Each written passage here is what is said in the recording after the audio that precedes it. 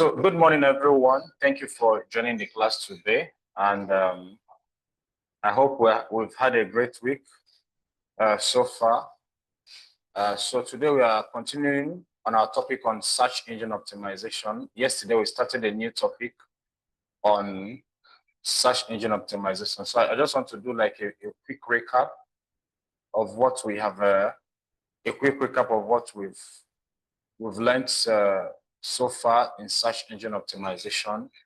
And yesterday we looked at what search engine optimization stands for, and we defined it as the practice of optimizing a website so it can be visible to search engines, because every day billions of people, I think what we looked at yesterday, is it 90,000 per second or 990,000 per second? 99,000 per second. So a lot of people come to search engine, especially Google search, to look for information. So search engine optimization it focuses on optimizing your website so you can be visible on search engines. You get it? You have to be visible on search engines. And we said that the primary purpose of SEO is to increase the quantity and the quality of web traffic. One is that you want to increase the number of visitors to your site, and also the quality of the visitors. You get it? The quality of the visitors. Just like when we did audience segmentation, there are people that you're looking for. So it's possible that you post something, for example, on social media, and people are clicking, they are commenting, they are liking, they are sharing, but they are not buying. Do you get it? So what it means is that the audience quality is very low. So it has to do with the quality and the quantity of the web traffic. And we looked at the main goals of SEO, which is increased visibility, higher ranking, targeted traffic, and brand awareness. We also looked at the difference between search engine optimization, search engine marketing, and pay-per-click advertising. And we said that the key difference there is that for search engine optimization is free. You don't pay. It is organic. Why PPC? You have to pay. That is pay-per-click advertising. And we say in terms of time, if you look at it in terms of time, search engine optimization, it takes time to get results. It takes time to get results because one page might not make you visible. 2 pages might not make you visible. But if you want to be visible immediately, you have to pay to be visible. So that is where pay-per-click advertising comes in. And also, we said in terms of ranking, SEO focuses on organic results, organic traffic. Why PPC uses paid ads? So depending on your ad bidding, it's possible you can come out in the search engine results page. And also we looked at, I think that is where we stopped yesterday. So today we are going to look at how search engines work. How search engines work. So I think I have a video here that we can watch. I have a video here that we can watch. Just a moment, please. Let me put this on there.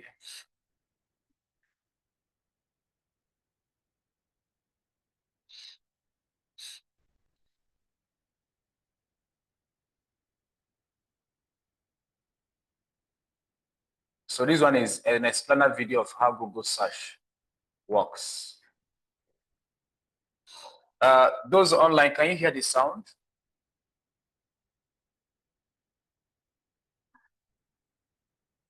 Hello? Can you hear the sound?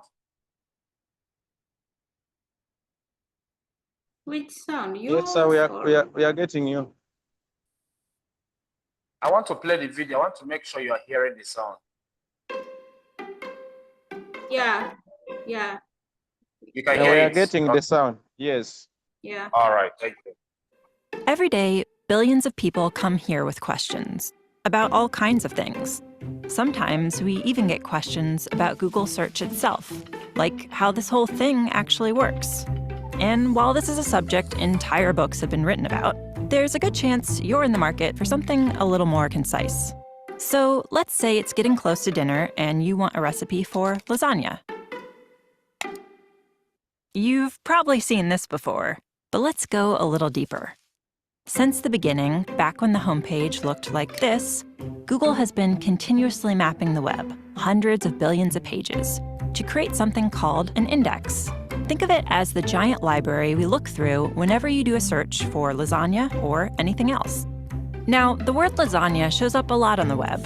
Pages about the history of lasagna, articles by scientists whose last name happened to be lasagna, stuff other people might be looking for. But if you're hungry, randomly clicking through millions of links is no fun. This is where Google's ranking algorithms come into play. First, they try to understand what you're looking for, so they can be helpful even if you don't know exactly the right words to use or if your spelling is a little off. Then they sift through millions of possible matches in the index and automatically assemble a page that tries to put the most relevant information up top for you to choose from. Okay, now we have some results. But how did the algorithms actually decide what made it onto the first page? There are hundreds of factors that go into ranking search results, so let's talk about a few of them. You may already know that pages containing the words you search for are more likely to end up at the top. No surprise there. But the location of those words, like in the page's title or in an image's caption, those are factors too. There's a lot more to ranking than just words. Back when Google got started, we looked at how pages link to each other to better understand what pages were about and how important and trustworthy they seemed. Today, linking is still an important factor. Another factor is location, where a search happens. Because if you happen to be in Ormea, Italy, you might be looking for information about their annual lasagna festival. But if you're in Omaha, Nebraska, you probably aren't. When a web page was uploaded is an important factor too. Pages published more recently often have more accurate information, especially in the case of a rapidly developing news story. Of course, not every site on the web is trying to be helpful. Just like with robocalls on your phone or spam in your email, there are a lot of sites that only exist to scam, and every day scammers upload millions more of them. So just because instantvirusdownload.net lists the words lasagna recipe 400 times, that doesn't mean it's going to help you make dinner. We spend a lot of time trying to stay one step ahead of tricks like these, making sure our algorithms can recognize scam sites and flag them before they make it to your search results page. So let's review. Billions of times a day, whenever someone searches for lasagna, or resume writing tips, or how to swaddle a baby, or anything else, Google's software locates all the potentially relevant results on the web, removes all the spam, and ranks them based on hundreds of factors like keywords, links, location, and freshness. Okay, good time to take a breath. This last part is about how we make changes to search, and it's important. Since 1998, when Google went online, people seem to have found our results pretty helpful. But the web is always changing, and people are always searching for new things. In fact, 1 in every 7 searches is for something that's never been typed into the search box before, by anyone, ever. So we're always working on updates to search, thousands every year. Which brings up a big question. How do we decide whether a change is making search more helpful? Well, one of the ways we evaluate potential updates to search is by asking people like you. Every day, thousands of search quality raters look at samples of search results side by side, then give feedback about the relevance and reliability of the information. To make sure those evaluations are consistent, the raters follow a list of search quality evaluator guidelines. Think of them as our publicly available guide to what makes a good result good. Oh, and one last thing to remember. We use responses from raters to evaluate changes, but they don't directly impact how search results are ranked. So there you have it. Every time you click search, our algorithms are analyzing the meaning of the words in your search, matching them to the content on the web, understanding what content is most likely to be helpful and reliable, and then automatically putting it all together in a neatly organized page designed to get you the info you need. All in, 0.81 seconds? Wow. Anyone else ready for dinner? Interested in learning more? We've got a whole website dedicated to how search works. Just click right here. Want to read the search quality rater guidelines for yourself? Click right here.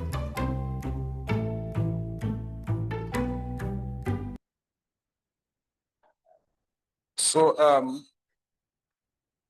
we are looking at how search engine, well, I hope you learned something for this. Huh? Yeah, because whenever you type in a search query on Google search or any search engine, the search engine checks through its database to look at the content that is relevant. Like you can see that that one of lasagna. You get it? That somebody published an article on lasagna doesn't mean it's talking about how to prepare lasagna. You get it now?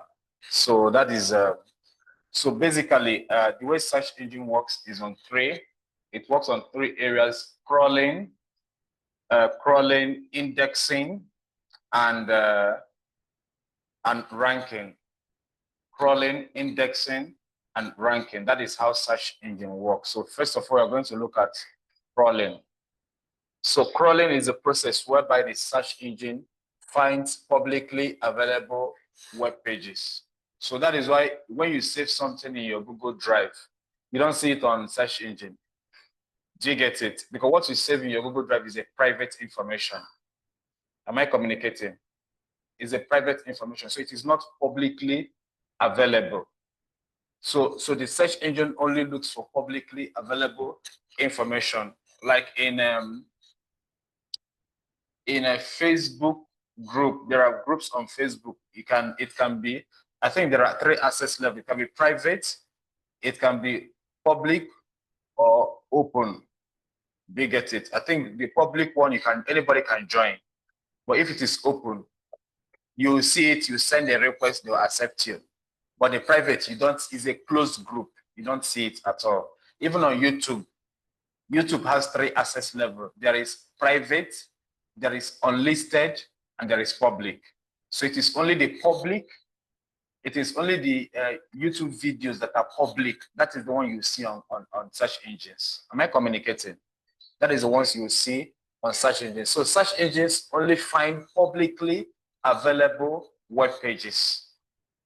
So if you put your settings to private, the search engine is not going to crawl it. Like there are some web pages that are locked. Do you get it?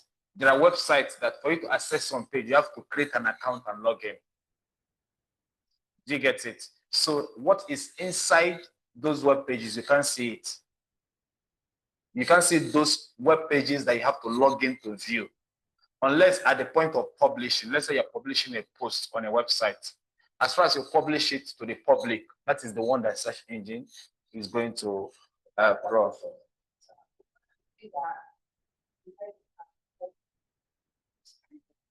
Yeah, maybe is it on a website? Are you talking of a website? What search engine? What Google does? Google goes over the internet, start looking for web pages, and stores it in their database. That is what crawling does. So Google does not have any web page.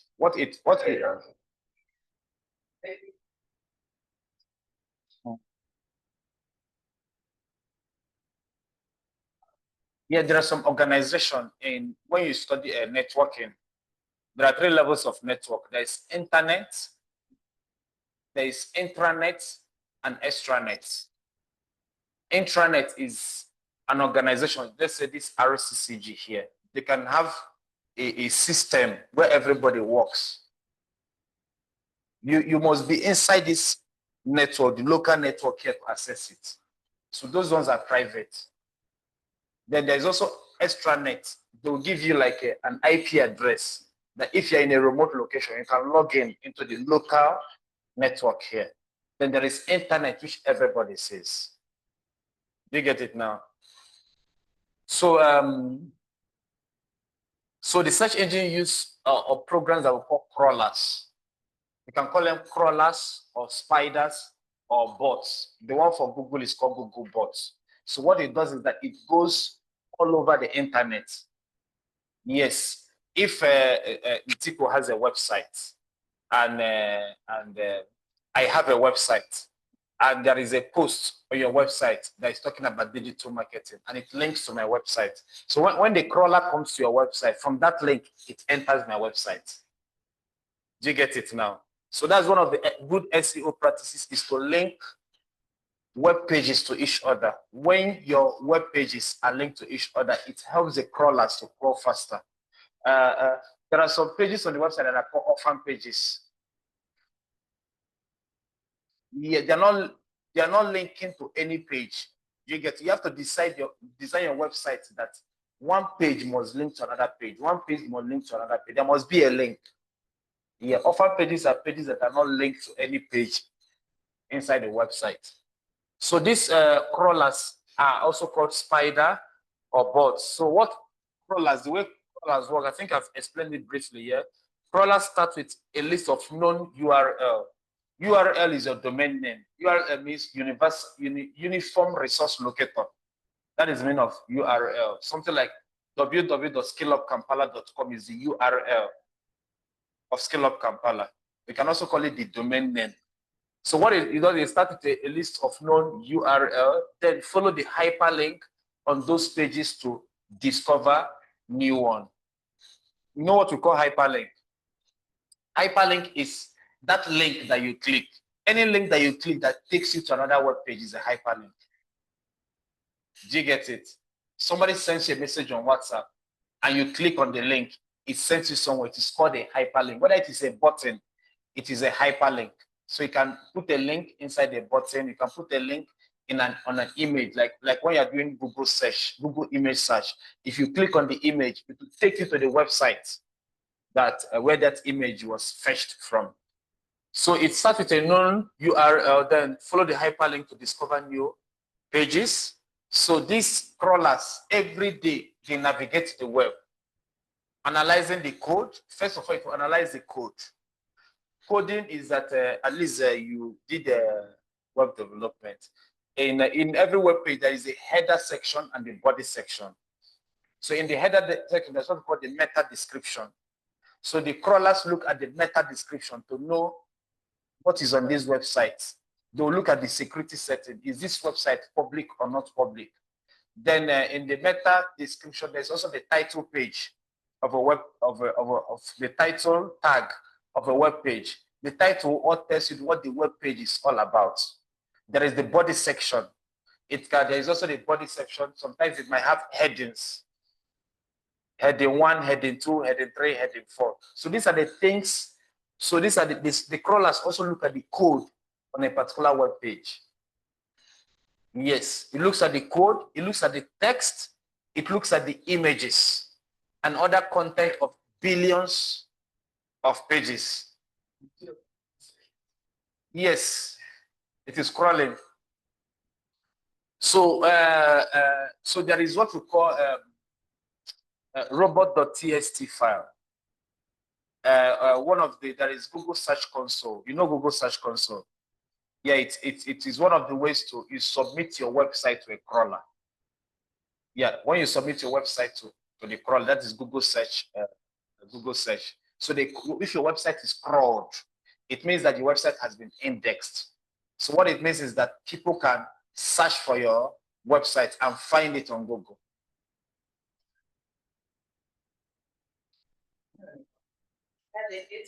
Get it? So what the crawlers tell the web which pages they should or should not visit. That's why I said there are some pages that you have to log in to view. So those pages are not on search engine. You won't see them on search engine. You won't see them on search engine. There are other pages on the website that are public. It's from there you know about that.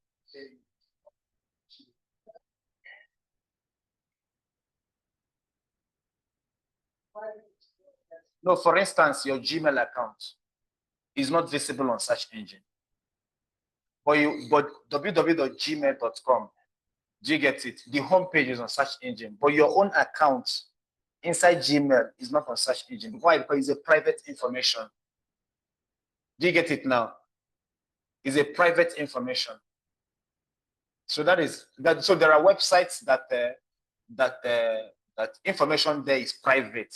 Let's say Jumia. If you go to Jumia to create a store, your store is public. If you even want, you can make your store private, that nobody can view it. Just like your YouTube channel, you can make your YouTube channel to be private. No people cannot view it. People create things for various reasons.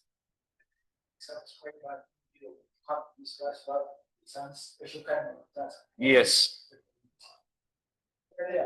Yeah, there are some people that are on YouTube. Their content is exclusive. YouTube has that feature. I think Instagram has the feature now. You pay to view some content. There are some content on YouTube that are exclusive. Yes. Yes. Yes. So I hope it's clear. Those online, I hope it's very clear. Hello? Is it very clear? Yes. Yes, it's clear. Okay, so I have a video here explaining how crawlers works. So we are going to watch another video. Larry Page and Sergey Brin founded Google back in 1998, and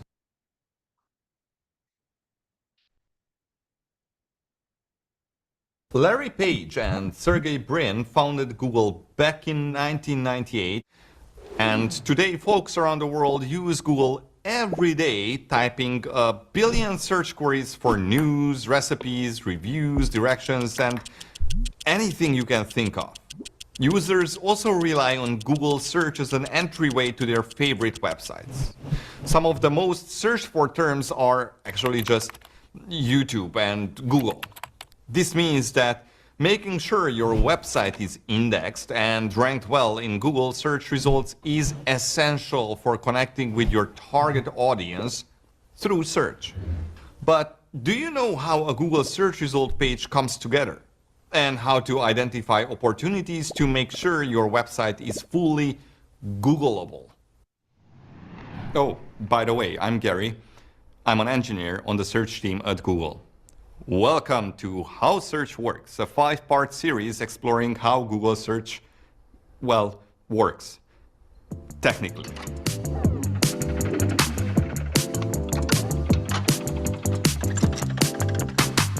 See how I emphasize technically? We created this series to help you, your friends, family, business partners, and anyone really increase the visibility of your sites. The way we do this is by offering a deeper dive into the mechanics of search. If you are just looking to demystify how search works generally, check out our 5-minute video explainer. In this series, we are going to explore the 3 main stages of search. Crawling, how Google discovers results and explores the internet. Indexing, or the way Google understands what the page is about and its relation to other pages on the internet, and also support that information in a searchable way. And finally, serving, or how Google actually serves and ranks results. Then we'll take a look at a results page, break down the components of text results, and take a look at the different attributes you can add to your pages to increase the visibility of your sites.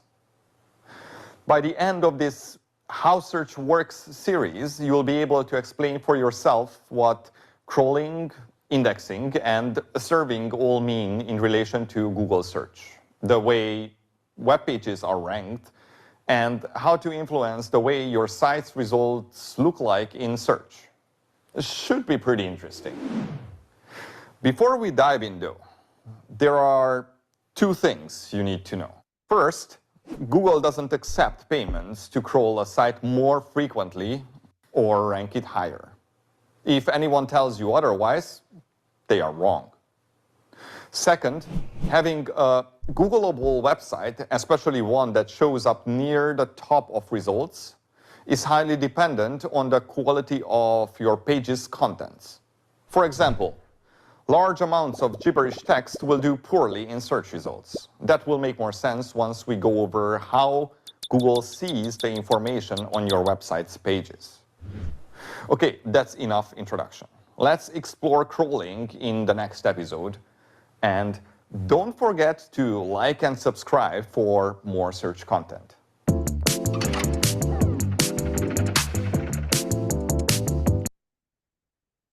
Today, we demystify the crawling process. In this video, I'll talk about how Google search finds and fetches web pages, a process commonly called crawling. I'll explain what Googlebot is and does, then I'll talk a little bit about why sitemaps are such a helpful thing to add to your website. If you followed me here from the introduction video, welcome back. To newcomers, welcome to How Search Works, a series where we explore the basic technical functions powering Google search. Check out episode 1 somewhere here.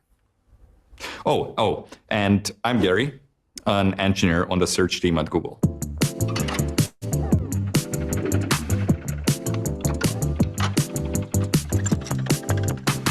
Crawling is the process of finding new or updated web pages using automated programs called crawlers and downloading them to make them searchable. The first step in the crawling process is called URL discovery. Before Google can surface a web page in its search results, it has to know the page actually exists. Google is constantly looking for new and updated pages. However, with trillions of URLs on the internet, some will never be discovered. New pages are usually discovered when Google follows a link, a URL more precisely, from a known page to a new page. For example, from a hub page like categories to a new page. Most new URLs Google discovers are from other known pages that Google previously crawled. You can think about a news site with different category pages that then link out to individual news articles. Google can discover most published articles by revisiting the category page every now and then and extracting the URLs that lead to the articles. Crawling is done by a crawler, a piece of software that browses the internet, downloads web pages, and extracts links that it can then download again. It's a lot like a browser being controlled by a bot instead of a human. Google's main crawler is called Googlebot. Googlebot uses algorithms to determine which sites to crawl, how often, and how many pages to fetch from each site. Algorithms are processes, or if you like, sets of rules combined to achieve a specific functionality within computer programs. Googlebot is also programmed to avoid crawling the site too fast to avoid overloading it. The crawling speed is unique to every single site and is largely based on how fast the site reacts to the individual requests by Googlebot, the quality of the content in general, and any potential server errors, and also other signals. Googlebot does not crawl every URL it discovers. Some pages might be on sites that don't meet the quality threshold required to get indexed, which we'll talk about more a bit later. Other URLs may be disallowed for crawling, while others might not be accessible without logging into the site. Googlebot will only crawl publicly accessible URLs. If you place something behind a login page, Googlebot can't crawl it. Once Googlebot has found your URLs, the next step is downloading, or fetching if you like, and then rendering the page hosted under that particular URL. The fetching process is just downloading the data that's served from a certain URL. Rendering is more interesting though. It is basically the same thing your browser does. The rendering service takes the page downloaded from a URL, which is usually a mix of files containing HTML, CSS, and JavaScript, and turns it into a visual representation of that page. In doing so, it will run any JavaScript it finds using a recent version of Chrome.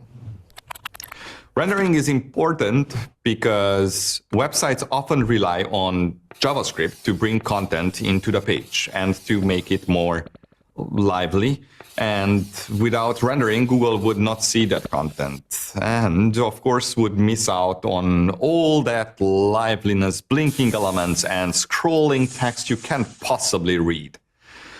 I do love JavaScript. Anyway, this ends the crawl process. Before we move on, let's talk about sitemaps. Sitemaps are a collection of URLs to pages on your site, and they are a great help if you want your site discovered by Google. The most popular format is an XML file, which allows you to provide not only the URLs of your pages, but also some additional metadata about them. Sitemaps are absolutely not mandatory, but they can definitely help Google and also other search engines find your content. If that caught your attention, work with your website provider or developer to make sure that your website generates sitemap files automatically. While you could sit in a corner and manually add all those 7 million URLs to your sitemap, that is a lot of work and is an unnecessary source of errors. Have your site's content management system make sitemap files for you. Now that you know how Google finds and fetches web pages, how does Google manage to make your pages available through search? I'm going to cover that in our next episode, Indexing. See you there, and don't forget to like and subscribe for more search content.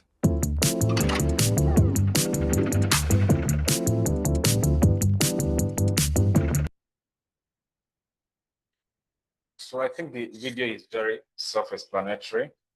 Yeah, the crawler moves all around the web, World Wide Web, looking for web pages. Like I explained earlier, web pages that has access control, like login. Anything behind that login, yeah, cannot be shown. That's why your Gmail, your Gmail is also on your website, gmail.com.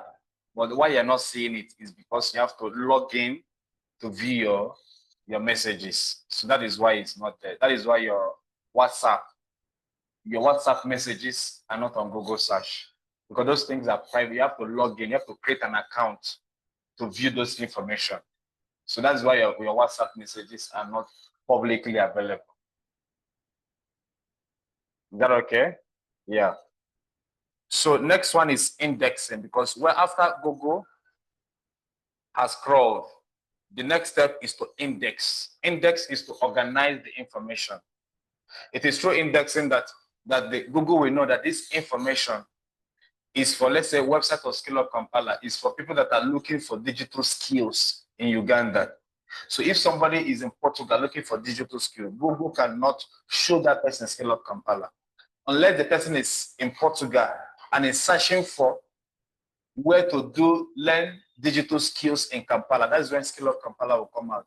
But if somebody stays in Portugal or in Pakistan and type, I want to learn digital skills, they'll only show them the organizations in Pakistan or in Portugal that are offering those courses.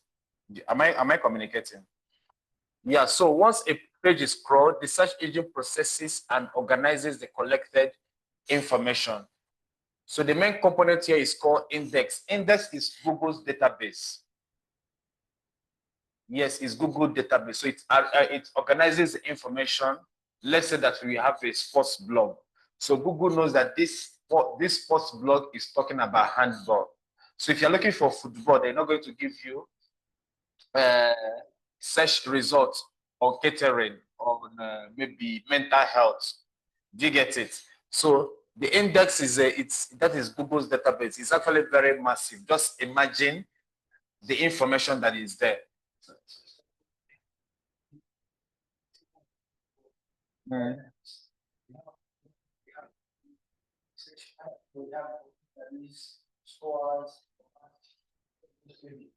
Yes, everything is arranged. Everything is arranged. And Google has data centers all around the world. They have data centers all around the world for quick processing of information. So it stores an entry for every word and its location on every page it has found. Entry for everyone is like the keyword. The keyword for that web page and the location.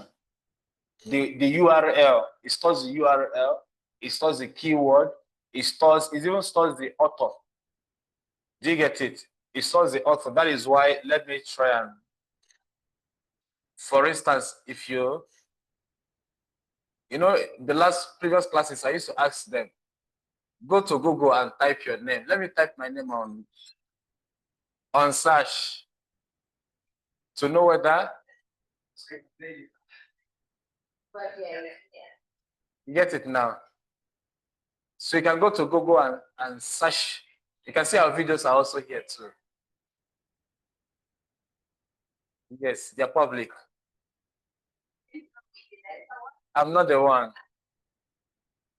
You get it now? This is my Facebook page. Yeah, you can see my pictures. Yes. Okay. Yeah.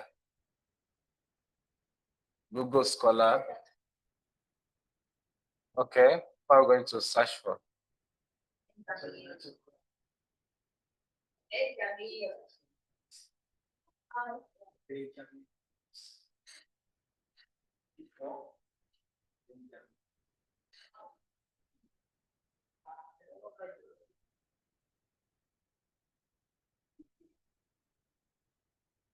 Okay. These are TikTok videos too. These ones are TikTok. Yes.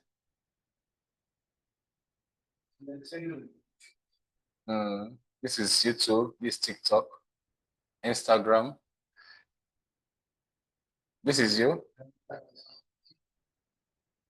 So you're not the only Amos Kato. There are many. This one too, you're the one. You are the one, huh? Yeah. So you can see that Google also have information about you. Yeah, Google has information about everybody. Yes. Google has information about everybody. So Google in the database, Google also have a keyword for Cato Benjamin Amos. You are there. And like I explained before, only pages that are successfully crawled and determined to be high quality and unique are added to the index. Do you get it? Why, when you search Cato Benjamin Amos, why it did not show you John Mugisha? Do you get it? Is that in terms of relevance, these pages are the relevant pages for Cato Benjamin Amos. So it's also your own business. Yeah, that keyword. Do you get it? That keyword.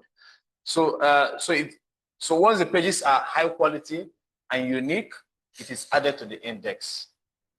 Do you get it? So that is why I said that when you are creating a website, try to have a niche. Do you get it? So why it showed everything is that your Instagram account said Cato Benjamin Amos. Your YouTube said Cato Benjamin Amos. Your, what is it called? Your LinkedIn, okay, is Cato Amos, no Benjamin there. Yeah, so if you write any article, it's Cato Benjamin Amos. So over time, Google will start noticing every piece of content that have Cato Benjamin Amos. So once somebody searches for it, it will bring up all of them. Yes. No. Unless you want to write by, but your Facebook account, which is public, is already there. It shows Cato Benjamin Amos. Because you can see your Facebook, your Facebook account is there, Instagram account is there, because your accounts are public. Once you change the setting to not private, it will not appear. The next time Google crawls, when it updates its database on Cato Benjamin Amos, it will not show your Instagram account because you've changed the privacy setting.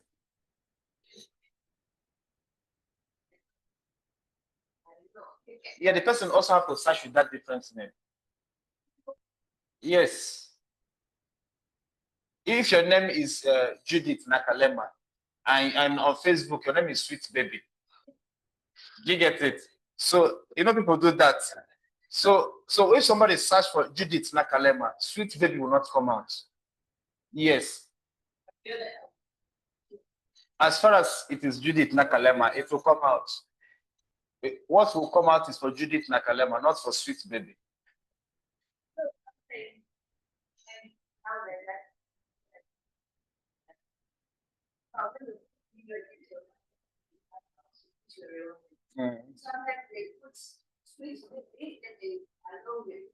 Then it can come out. As far as the keyword is there, it will come out.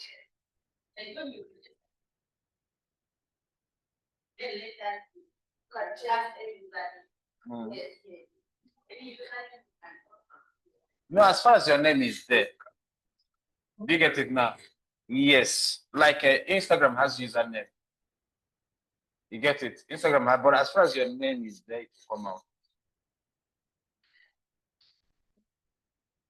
So any page that is not indexed cannot appear on search engine results pages.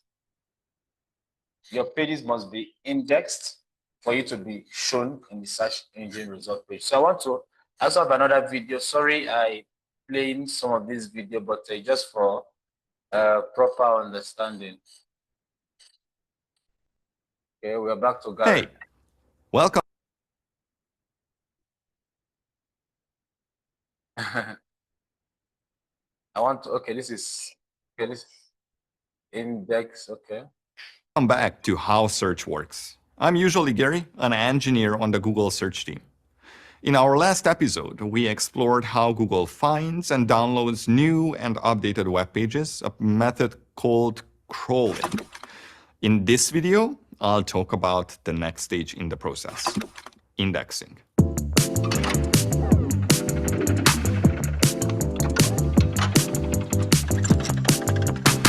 Once the page has been crawled and rendered, the next step is figuring out exactly what's on the page and determining some signals that will help us decide whether we should index the page. Google wouldn't be very useful if it didn't understand that some pages are recipes, some pages are articles, and so on. Likewise, if the individual words and phrases are not extracted from the downloaded pages, users would have a very hard time finding them. Simply put, this is the process of indexing. Indexing includes processing and analyzing the textual content, key content tags, attributes, images, videos, and calculating signals that Google can use to rank the pages in its search results. First, Google parses the HTML and fixes any semantic issues it may have encountered. This will make sure that all the HTML tags are in the right place and where they need to be. For example, one of the most important elements in HTML is the element which typically contains metadata about the page itself in the form of meta tags and link tags. There are very few valid HTML tags that may appear in this section of the HTML, and if an unsupported tag is used, Google, and also other browsers, will forcibly close the element right before the unsupported tag. This will leave any other metadata out of the element, rendering them useless for indexing purposes. Once the HTML is in a suitable format, Google determines if the page is a duplicate of another already known page. And which version should be kept in the index, the canonical version. Right, but in this context, the canonical version is the page from a group of duplicate pages that best represents the group according to the signals we've collected about each version. For the most part, only canonical pages appear in search results. Sure, but how do we know which page is canonical? I know. Stop it. Go away. Okay. So, once Google has the content of your page, or more specifically, the main content or centerpiece of a page, it will group it with one or more pages featuring similar content, if any. This is duplicate clustering. Then it compares a handful of signals it has already calculated for each page to select a canonical version. Signals are pieces of information that the search engine collects about pages and websites which are used for further processing. Some signals are very straightforward, such as site owner annotations in HTML like rel canonical, while others, like the importance of an individual page on the internet, are less straightforward. Each of the duplicate clusters will have a single version of the content selected as canonical. This version will represent the content in search results for all the other versions. The other versions in the cluster become alternate versions that may be served in different contexts, like if the user is searching for a very specific page from the cluster. But let's move on to index selection.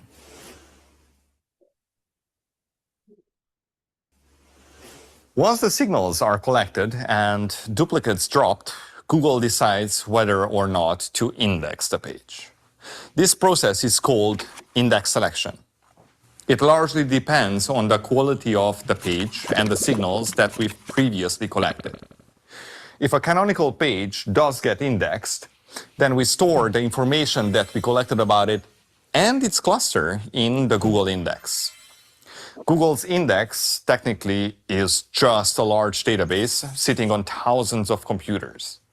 However, talking to it the right way, it returns results highly relevant to whatever we are asking. Okay, but how? I'll answer that in the next episode, which will be about serving and ranking search results. Until next time, don't forget to like and subscribe for more search content.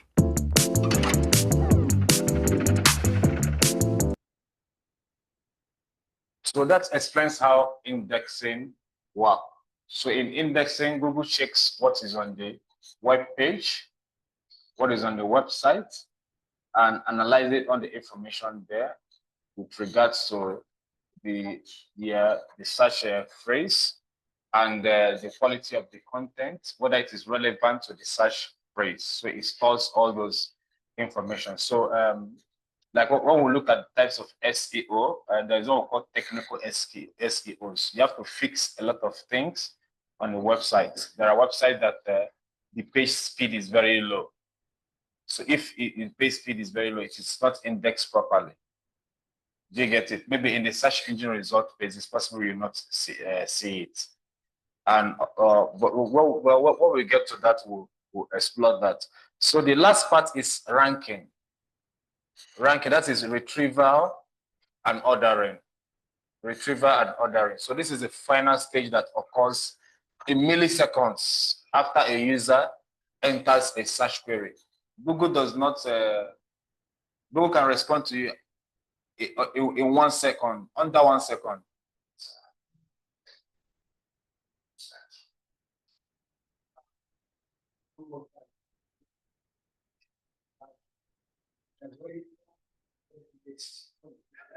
No, it will go to its index. Once you search, it goes to its index, find relevant web pages and display all of them. Huh?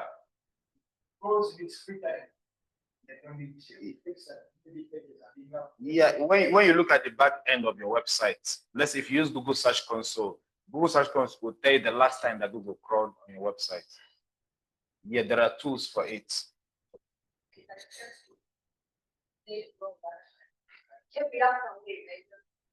Sometimes it can be every 2 months. Yes, sometimes it can be every 2 months. Sometimes. No, there are websites that it crawls frequently. Like if you post something on YouTube, let's say New Vision, like that time I told you, Kadaga versus Among. It happened on Saturday. I was searching for it on Sunday, but I already saw it on Google search. So websites that are regularly updated is crawling every time. Yes. Like yesterday we searched for Frankfurt, Liverpool. Those posts were made last night on Wednesday or maybe early hours of Thursday, but it's already there on Google search. So it has been crawled. Yes, because those websites update their content every day. Yes. Yes. Yes. So the final stage is ranking occurs after a user enters a search query. So the search query can be how to make money without spending money. You get it? Or how to marry an Indian woman from Uganda. Or maybe how to I didn't say that one. Yeah, or how to finish a cow. How to finish a cow alone. Or how to trek from Uganda to UK without entering a car. Or how to travel from America to Uganda without a car, without an aeroplane, without a private jet, without a ship. Yeah, it's possible. Yes. How to disappear. Yes. So whenever you type a search query, no matter the search query, you can find out that it's as if almost everything is on Google. You get it? Everything is on Google. How to what is it called?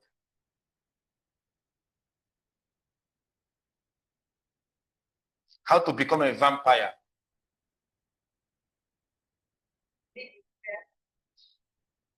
It's very big. They have big data centers around the world.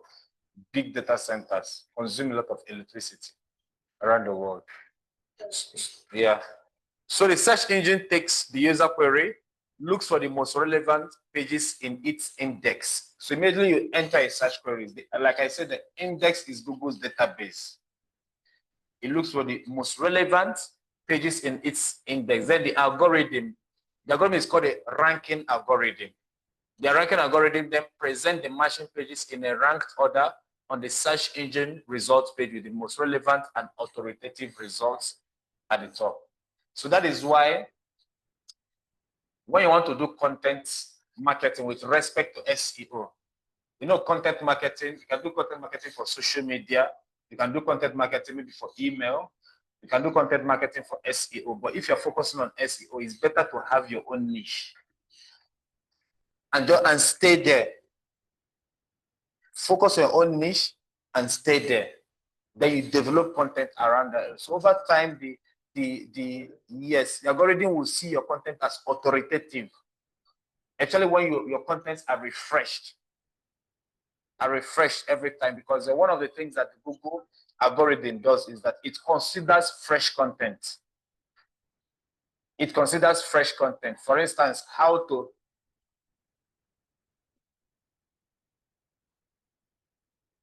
sorry,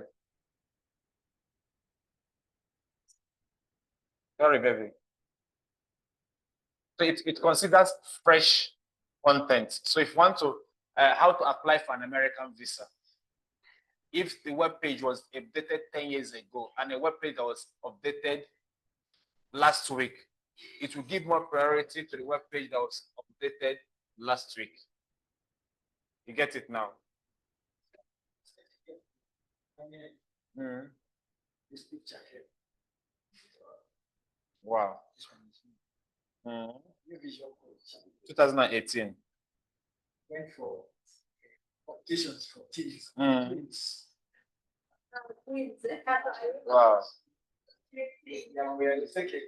Yeah, that's good. Guys who work with football, India.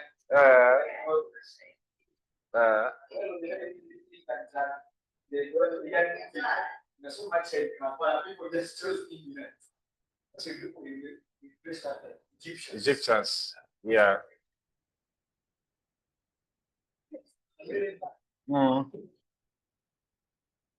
So I think we'll understand how ranking works. It checks the ones that are more. So I have the video here. I think Gary, this is the last video of Gary that we'll watch. Hi, I'm Gary. I'm an engineer on the search team at Google. Did you know that Larry and Sergey originally called their search engine Backrub? If we hadn't changed the name to Google, you'd now be watching the How Backrub Works video? Anyway, welcome back to How Search Works, where we explore the basic technical functions powering Google search. In our previous video, we learned how Google crawls web pages and indexes their contents. Now, it's time to actually serve and rank the results based on that content and what users are looking for.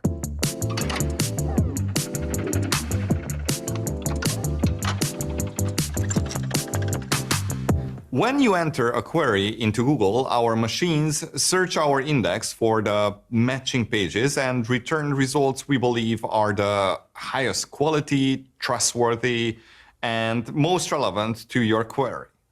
Retrieval of the results begins with interpreting the query.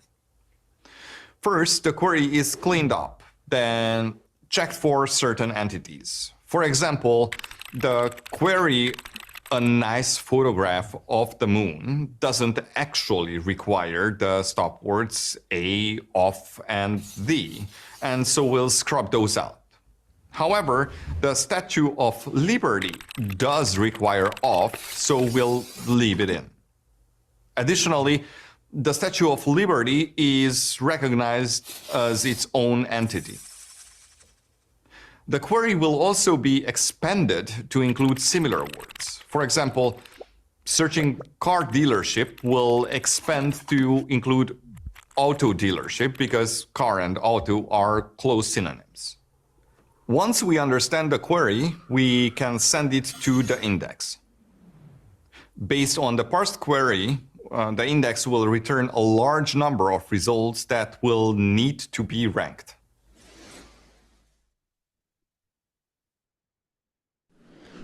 Ranking largely depends on the relevancy of the results to the user. Hundreds of factors determine relevance, with the actual contents of the page being the most important one.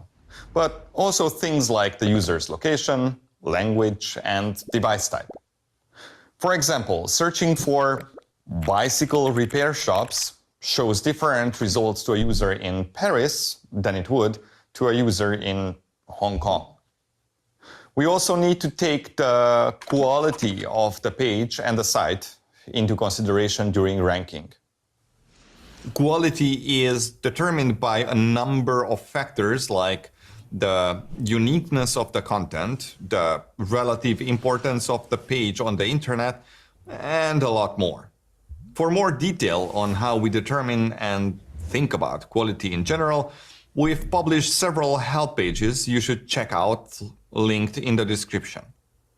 Based on the user's query, the search features that appear on the search result pages may also change. Going back to our query, bicycle repair shops, you'll likely see local results and no image results. However, searching for modern bicycle is more likely to show image results instead of local results. I do wonder what would happen if we search for JavaScript bicycles. Well, try it out. In the final episode of How Search Works, I'll explain the different parts of text results and we'll also look at how to control them. Should be pretty interesting. Join me next time and don't forget to like and subscribe for more search content.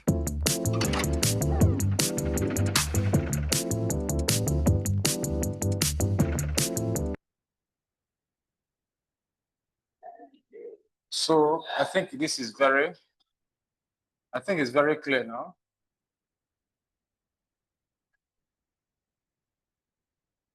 So we're going to look at ranking factors. Ranking factors. While we say ranking factors, I just want to do a little deep dive into ranking because it is good for us to know how ranking works in detail, because this algorithm can be very complex, and because of my profession, sometimes the people I follow on social media, most people are always complaining that that Google search suppresses some information. Like when we follow American election, I remember in 2016, no, 2020 election. 2020 election. So it was said that what they call it now is big tech. That Facebook, Google, they suppress information about Donald Trump. Yeah, they suppress and give more priority to the Democrats. Yeah, but it's also good to know how Google rank content on the search engine results page. And I put here that the primary goal of Google ranking is to provide the most relevant and highest quality answer to the user need. So we're going to look at ranking factors. Ranking factors. So the first one we're going to look at is relevance and content quality. Relevance and content quality. So Google search engine, we want to know how relevant is your content with regard to the search query. Do you get it now? With regards to search query. So that is why there are websites. Let's say you are learning song. That's why you discover websites that provide lyrics. Have you got to look for the lyrics of the song? Father is not on the internet. Do you get it? So there are a lot of websites that what they provide is lyrics, and some focus on gospel lyrics. There are people that focus on Nigerian gospel lyrics. Do you get it? So that is their niche. So if your own is gospel lyrics, so it means that every day it's possible. Let's say you are trying to put a content on your website. It is possible that you can target every day. You put like 100 lyrics of 100 songs. You get it now? Lyrics of 100 songs. So over time, the algorithm will notice that this website is for gospel lyrics. You can focus on hip hop. You can focus on maybe R&B, rhythm and blues. You can focus on country music. Do you get it now? You can focus on country music. So you must have a niche. See this SEO thing. You must have a niche and stay there. Yes, it will be easy for you to be recognized. Yes. So, like I said, this is the most critical factor, because the algorithm must first understand what the user is looking for. It's called the search intent. The algorithm must understand first the search intent and then find content that fulfills that need. So that's why I said that the content quality is very important. Content quality is very important. Then also it looks at the content depth. Remember yesterday I was telling you about the number of words for a blog post. It looks at the content depth. It looks at the content depth. How comprehensive is your answer? For instance, you are looking at the difference between digital marketing and traditional marketing. That is what is on that web page. Do you get it? So when Google is ranking, it will also look at the depth. So it's not that you write 3 lines. The difference between digital marketing is digital, while traditional marketing is offline. It doesn't have depth. Do you get it? So a web page that have like 10 differences between digital marketing and traditional marketing, and the content there is very rich, it will be prioritized more than the person that said the difference between digital marketing and traditional marketing is that digital marketing is digital, while traditional marketing is offline. Traditional. Yeah. So another one is search intent alignment. Search intent alignment. Does the content match the user's purpose? Does it match? Yeah, so that's why by the time we get to keyword research, you research about what people are searching for. You need to find out what people are searching for, because you might have your own niche. There's nothing wrong with it, but people are not looking for it. Do you get it? It's like serving a hot drink to somebody that is in Sahara Desert. People in Sahara Desert are looking for a cold drink because the heat is too much. They need to cool their head. Do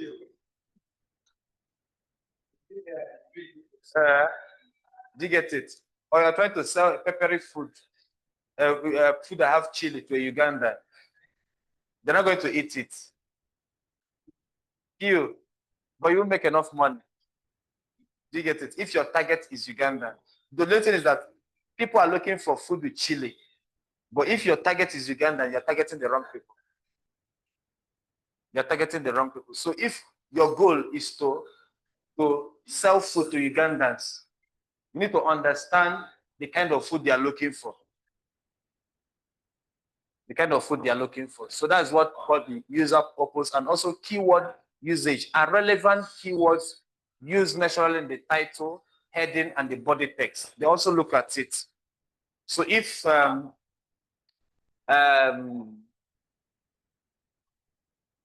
let's stick to digital marketing versus traditional marketing.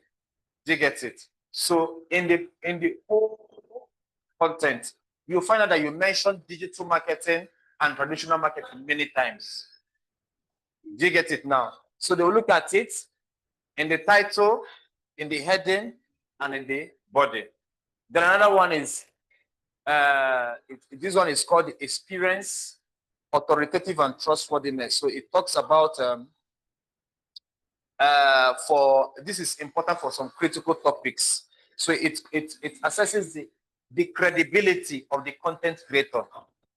It also checks it. Do you get it? Like, if you post for something a long time, over time you become credible.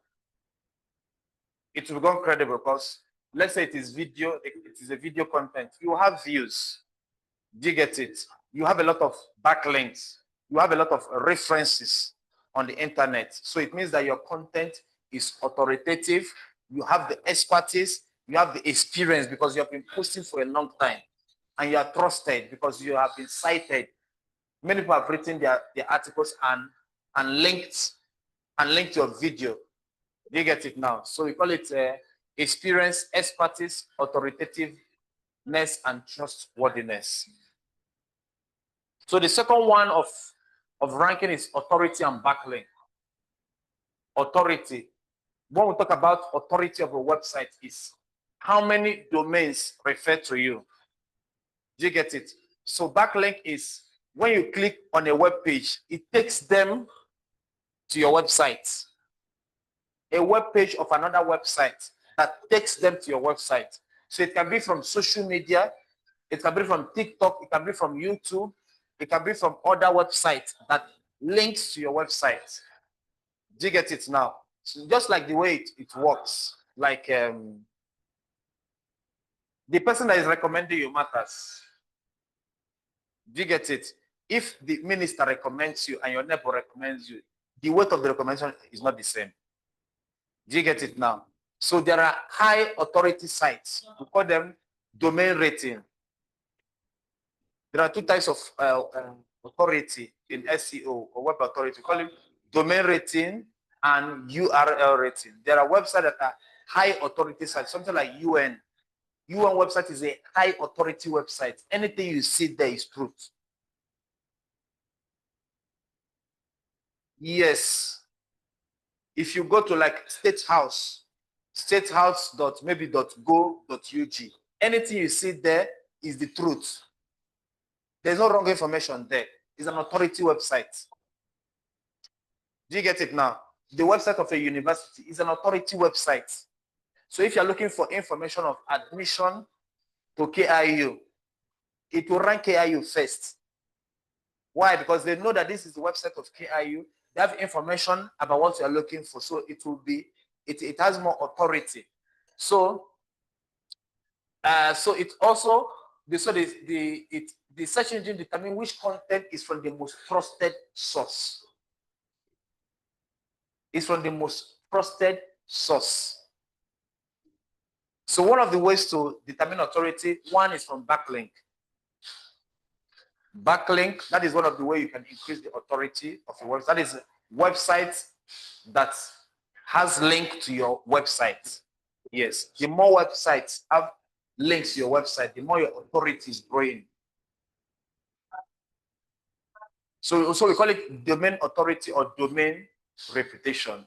Yeah, domain authority or domain reputation. So which is the overall trustworthiness and longevity of the entire website. Yeah. Is that very clear?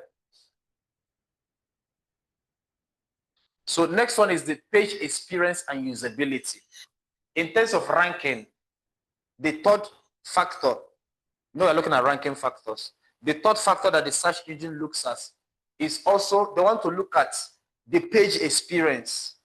In SEO metrics, there's what we call bounce rate. Bounce rate is when somebody visits a website, the number of time they stay before they leave the first page. So they calculate bounce rate. So if people are always clicking on the link to this website and they don't move to another web page inside that website, it means that the page experience is very poor. So the algorithm will think something good is not happening there. The experience is very bad for everybody that is coming to be living. Do you get it? Imagine that you know people, there's a company that is close to your house and people will get a job there. In 1 week, they will leave. In 1 week, they will leave. In 1 week, what will be your conclusion? Yes, something bad. Something is wrong with them. So that is also, the search engine also thinks like that. That's why the search engine thinks like a human being. Yes.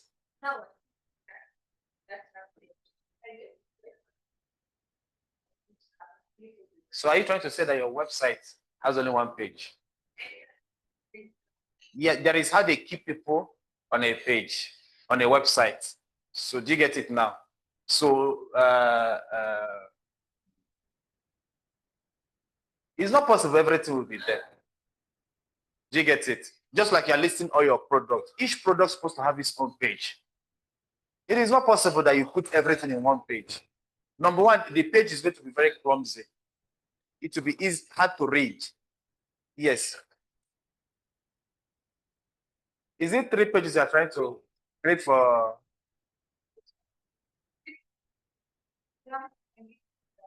No, what you do is you can ask Intiko to create it for you, or maybe you can create a content management system for her that she can be able to update.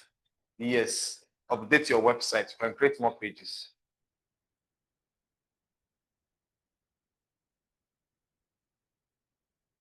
But you pay him another money for special training on how to manage your websites.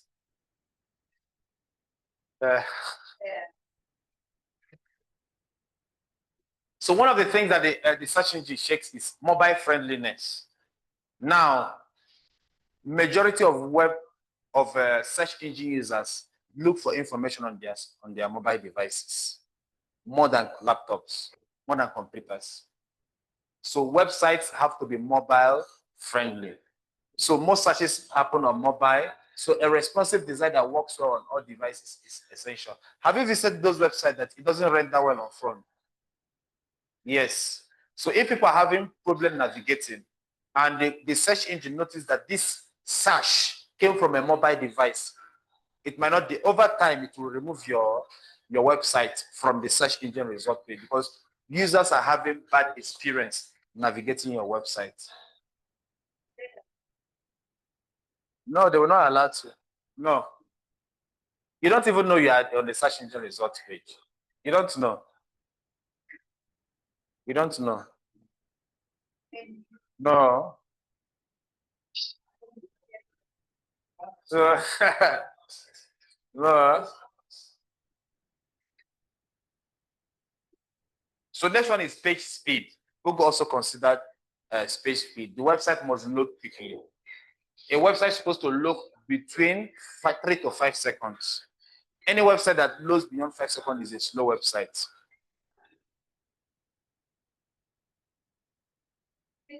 No, internet speed is a different issue. I'm talking about the website speed. If you have a fast internet, a website is supposed to load in 0 seconds to 5 seconds. Anything beyond 5 seconds, the website is slow. So you look at the pages, like when you're inserting pictures on your web page, the picture should not be at most 300 kilobytes.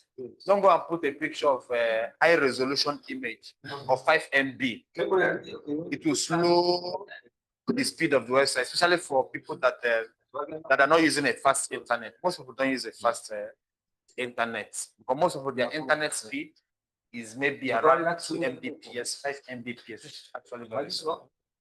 At least 10 Mbps, internet speed. Then the security. Have you tried to visit a website that doesn't have this HTTPS? They will block it. The browser will block it for you. The website that is not secure. Okay, this website is not secure. You've seen it. Yeah, so over time, if people are having problem visiting a web page, it will not do well inside. Etandika white, orange, white, green. Blue, white, blue. Okay. Orange white, Okay. white, brown. Yeah, so this is what we call the HTTPS. Can you see my cursor here? This side is Yeah.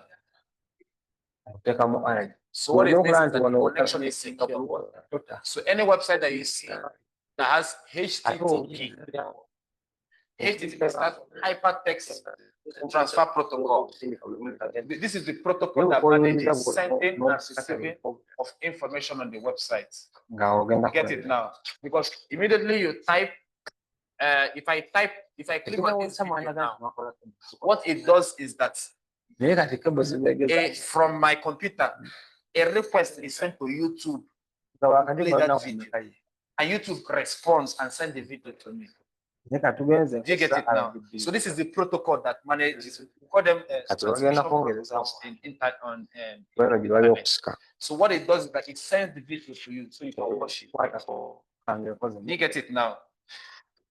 So, but if the connection is not secure, if the connection is not secure, it will most times it is the browser that blocks it. That blocks you from accessing the site. Sometimes it tells you this site is not secure. Do you still wish to proceed? There are some websites, there is no proceeding. They'll tell you return back to safety. Have you seen those ones? They tell you return back to safety. So this is it. HTTPS, hypertext transfer protocol secure. Yes. So it means that the website has a valid certificate issued by a trusted authority. So this means information such as password or credit card will be securely sent to this site and cannot be intercepted. You get it now? Yeah, because there are websites that hackers can easily get information. Websites that are not secure, hackers will have a few there accessing it. Yes. So let's continue. HTTPS, make sure this. So the search engine ensures that the site has a secure connection. We call it SSL certificate. I think is it secure socket layer? SSL, secure socket layer. We can check it on your browser. SSL. Break. Students, what's the meaning of SSL? You have seen. Do it. Yeah, secure socket layer. Then the last one is user and context signal. So this is where the search engine tries to personalize the result for the user. It tries to personalize the result for you. So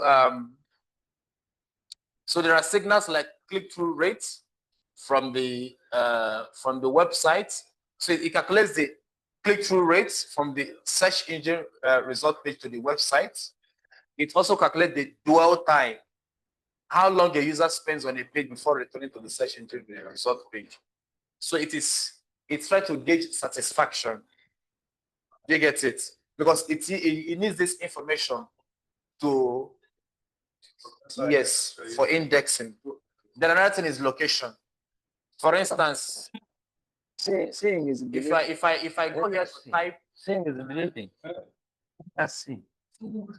Yeah. if I type here how to make chapati, Go see, list the words, and you are going to fix. That's what I'm okay, going. let me put where to buy chapati. I'm not capitalizing on the mistake. I want to see what you have done. Yes. So when you are cutting, make sure you don't damage the wires. So Because that Amazon, tool is very can you sharp. see here now?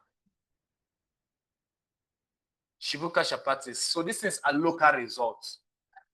It will not be showing me where they say chapati in London, because the search engine knows that I am here in Kampala. It is showing me, so what this, yes, it's sending me, giving me the result based on my location. Because the search engine knows that chapati is a Ugandan food. If I'm in Tanzania, it also shows me that make chapati in Tanzania. Do you get it now? Shimuli chapati flour, many of them.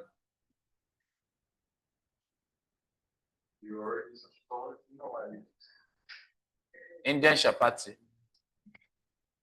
I heard chapati is an Indian, or originally an Indian food. That's what I heard.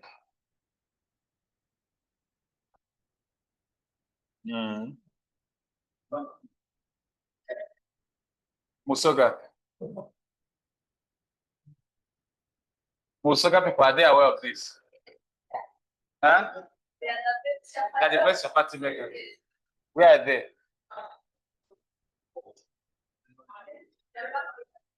They make the best chapati there. So where did they sell their chapati? Because I've been eating bad chapati at Kabaro. Yes.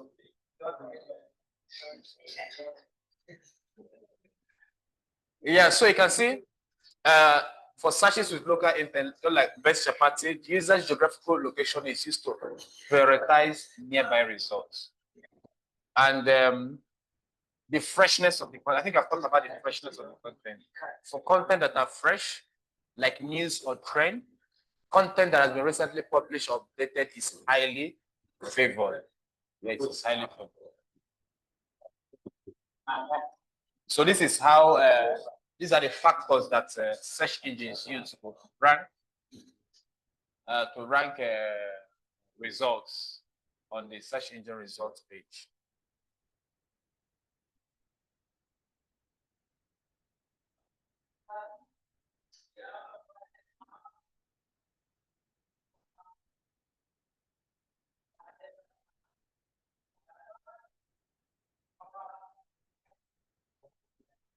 So briefly, let's look at this search engine result page features. Search engine result page features.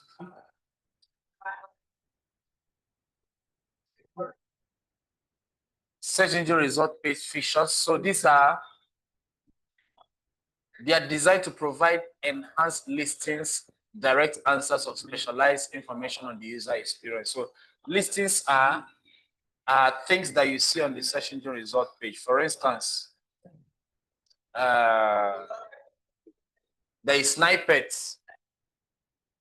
One of them is snippets. Some of them is the paid text ad.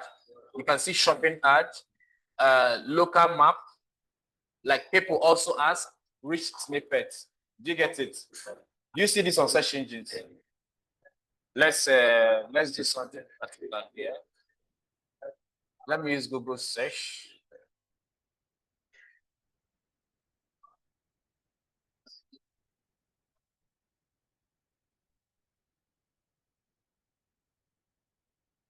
So let me look, let's go back to buy goods from China.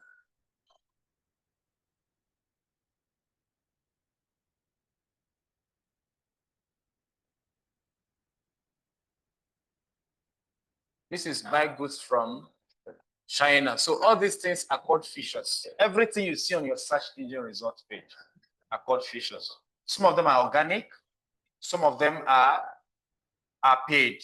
Like these ones are paid now. You get it now.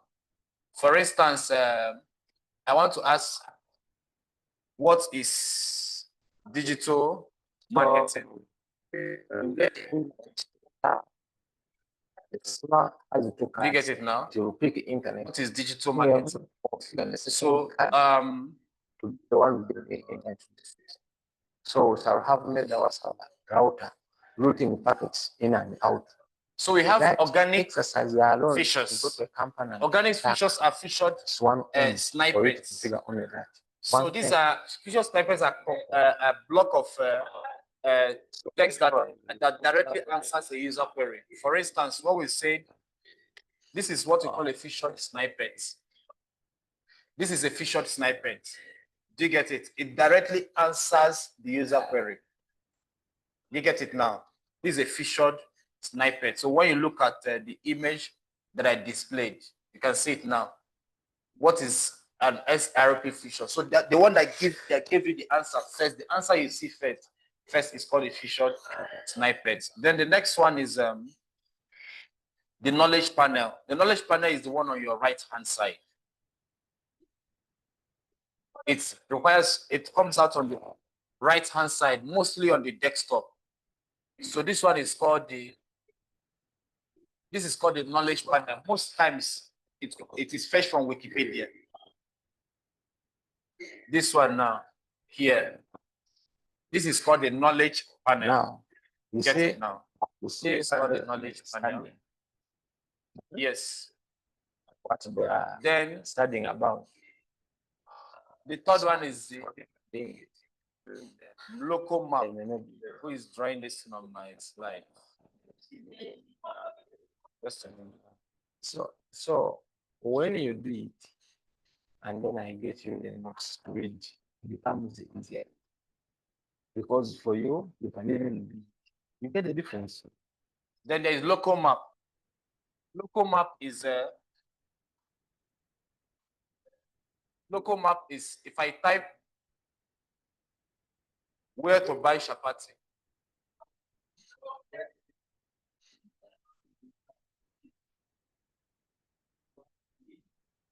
If I type where to buy chapati, can you see it now? So this is the map feature. So all these things are called features. So there is map here. So you can see it's showing me map. There is Sholin Supermarket, Middle East Supermarket, Bavani. This one looks Indians. Do you get it now? The next one is people also ask. The fourth one is also people also ask. That is the fourth feature. It's organic. People also ask. So in our chapati, can you see that we also have people also ask? People also ask, do supermarkets sell chapatis? Which brand is best for chapati? What are chapatis called in English? How much is one chapati?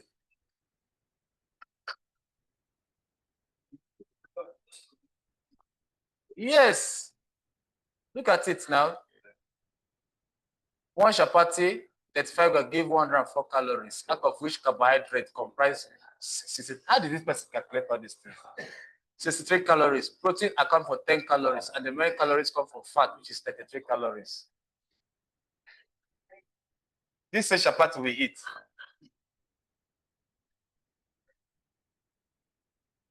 You get it? So you also have people also ask. Then there is image pack or video carousel. Do you get it? Image pack or video carousel. Let's say we want to come here and look for maybe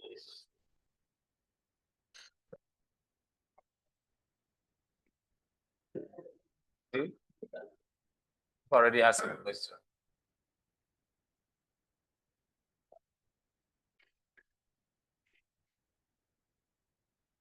So this is image or video carousel. Do you get it now? Image or video carousel. Show more images. You get it now? Yeah. So this is what's called image or video carousel. Image or video carousel. Next one is rich snippets.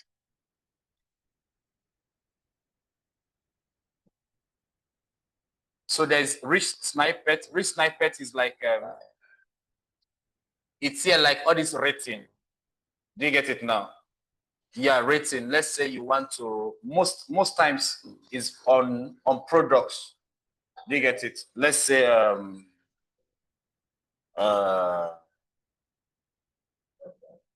for instance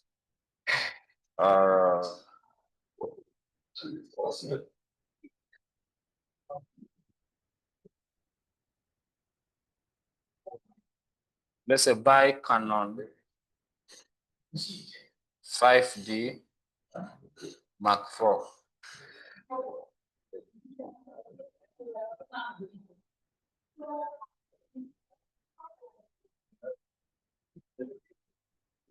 So these ones are rich. These ones are called rich snippets. Okay. But it's giving additional information. Yeah, it's giving a yes, rich snippets. Rich snippets. Can you see it here? Can you see this one has 5-star rating? So they are called rich snippets. They're called. No, it's from the website. Yes, it's from the buyers. Like Jimmy also have that. I think Jimmy I call it seller score. I used to sell something on Jimmy. Yes, WhatsApp photo. Then next one is top stories, carousel, top story carousel.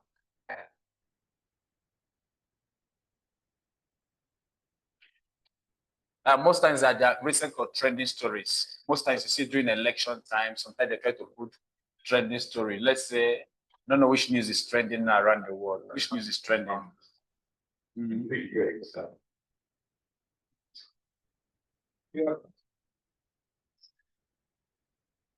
Okay, let's look for Israel hostages.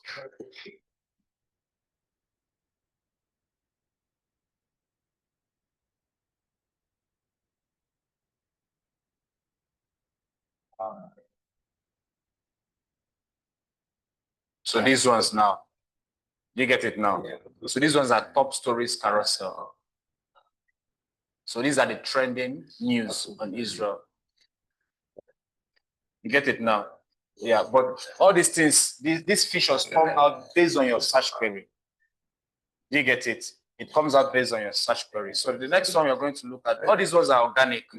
They are for organic search engine result page features. So let's look for paid SERP features. So there is text ad and shopping ad. Text ad and shopping ad. For instance, text ads and shopping ad. Let's say, remember I wrote buy Canon.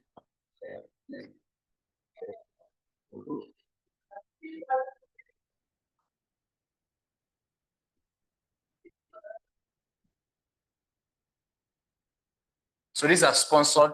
Can you see it now? These are sponsored ads. You get it now? These are sponsored ads because this one has to do with e-commerce ad. Or no, in Google ad, we call it shopping ad. Shopping ad is a type of Google ad. Then the text one is buy goods from China, the one we looked at yesterday.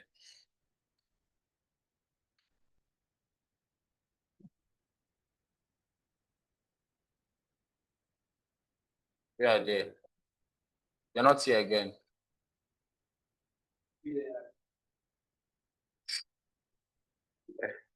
Let's look at another one. Study.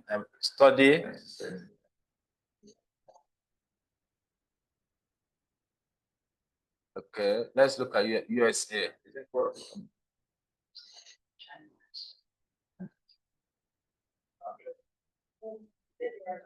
They are not here. Maybe their ads are stopped. Okay, let's do study PhD.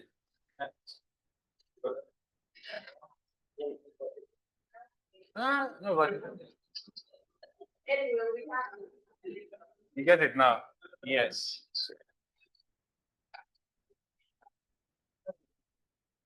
Yeah, the ad expires. But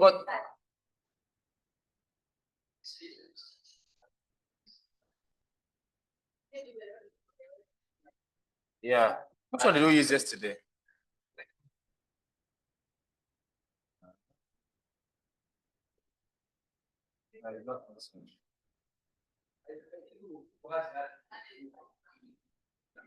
I don't think their money is open.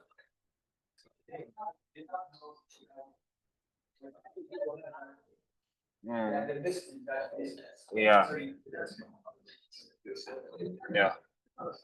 So this is where we are going to stop today. So you understand what search engine result page features. Features are everything you see on the search engine result page. So there is map, there is a rich snippet, there is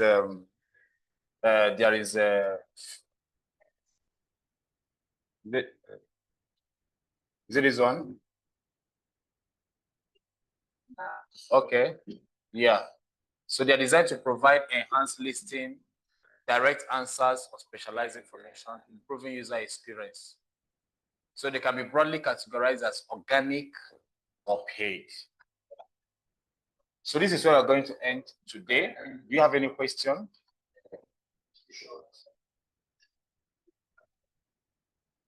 Which one? We've not gotten there. Is when we get to look at SEO. Look at Google My Business. Yes, when we get to local SEO. Okay. Yes. Yes. So those online, is there any question? No.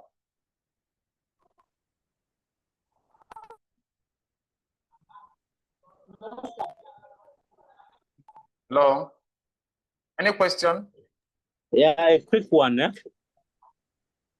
Okay. I missed Monday's class, but I thought I would catch up on YouTube, but I didn't see it uploaded. I think I uploaded it. I think I shared it yesterday on the WhatsApp group, so you can check.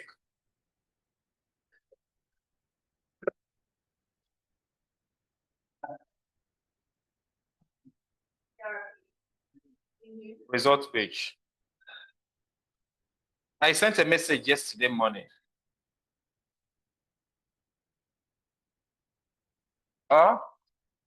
Hello, can you hear me? I sent a message yesterday morning, so you can look at it. Okay, let me try and check. Yeah? Thank you.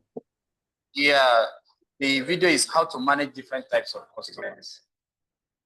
The one for yesterday, I've not uploaded it yet. I think I will do that tomorrow, at most tomorrow. Sorry, today or tomorrow, I'll upload it. Okay. All right. In the absence of no question, thank you very much, everyone, and have a great weekend. See you on Monday. We'll continue with type of SEO. Yes, types of SEO. So thank you very much.